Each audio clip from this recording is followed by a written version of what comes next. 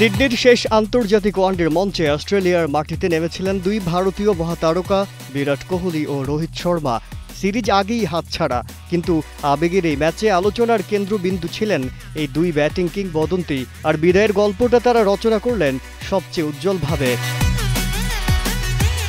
রানের তাড়ায় নেমে ভারত পেল এক অনন্য জুটি। রোহিতের অনবদ্য সেঞ্চুরি আর কোহলির পরিপাটি 50 দুজনের 168 রানের অবিচ্ছিন্ন জুটিতে 237 রানের লক্ষ্য হয়ে গেল সামান্য।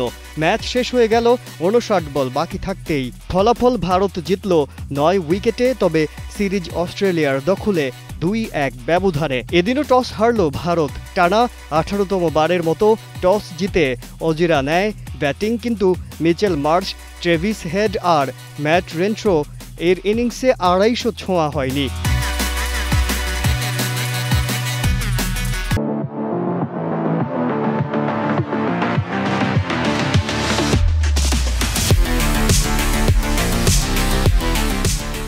হর্ষিত রানার গতি ও নিখুঁত লাইন লেন্থে শেষ দিকে ধস নামে স্বাগতিকদের ইনিংসে। শেষ ম্যাচ মানেই অনেক সময় এক অধ্যায়ের সমাপ্তি।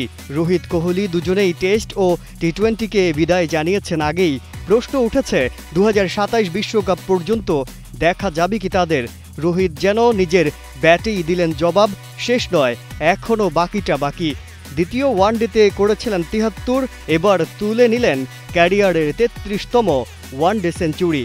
আর কোহলি প্রথম 2 ম্যাচে ব্যর্থ হলেও শেষ ম্যাচে দেখালেন তার পুরনো ছায়া।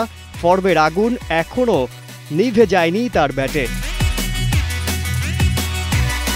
সিডনির গ্যালারিতে দাঁড়িয়ে দর্শকরা দেখল এক ইতিহাস। রোহিতের নির্ভর হাসি, কোহলির শান্ত অভিব্যক্তি আর দুজনের কাঁধে কাঁধ মিলিয়ে মাঠ ছাড়ার দৃশ্য।